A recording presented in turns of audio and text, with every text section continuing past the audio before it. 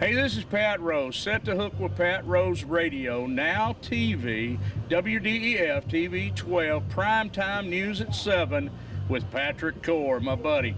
Look who we got, Patrick. Kevin VanDam. How you doing, sir? Doing awesome, man. It's finally good to, I've talked to you a bunch of times on the phone. You text me all the time, but now to see you finally in person, it's all good.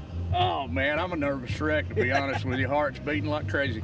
Kevin, let's start out with this question. And, when I do my radio show, I've been asking a lot of the guys this. With the weather and the winter that we've just come off of, did that put the fish behind, or have they caught up? I think it didn't necessarily put them behind, but it's really spread out the seasonal pattern. Believe it or not, Hank Cherry yesterday caught a 10-11, and he caught it off of a bed.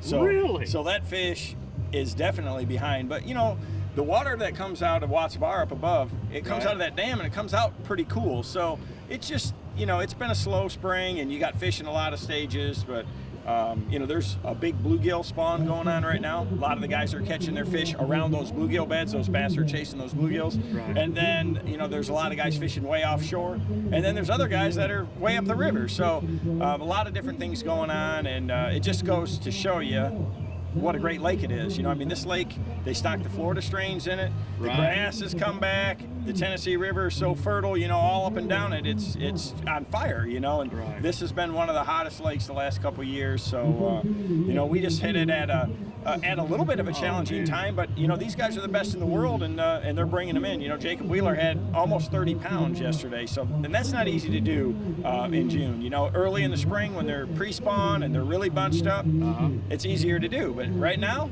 these guys are still doing it. Right. Gotta ask you this now: when you pull out of here tomorrow morning, going to the channel, which way you going? You going left or you going right? I'm gonna go right. Okay. I definitely. I fished all up and down it, and we just had 2.5 days of practice, and it's really, I've been here one time 20-something years ago, but so it's really the first time that I saw it, and I love to fish offshore ledges. I've fished a lot on the other lakes on the Tennessee River, and it's something that I really enjoy and like to do. So that's how I spent my time practicing, trying to find a bigger school of fish, and I've had a decent 2 days anyways to start with, and hopefully we can be consistent. That's the challenge here, because the TVA runs a different schedule of water generation every day, and we've got these storms coming and going, and it's just made the bite challenging. So we're doing the best we can with what we've got, but I'm hoping to be there on Sunday. I've got one more question. We're gonna get the heck out of here. I don't like lightning. When you're fishing ledges, crankbait, right?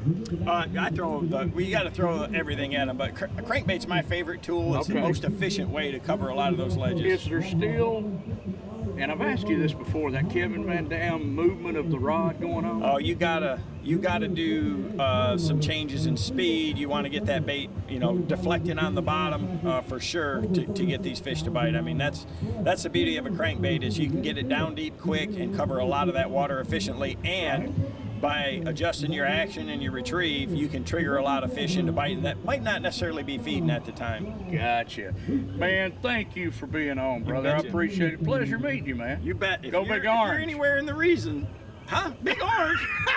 Get down to BassFest. Get that hat off. Come on. Hey, this is Pat Rose, WDEF-TV 12. Thank you.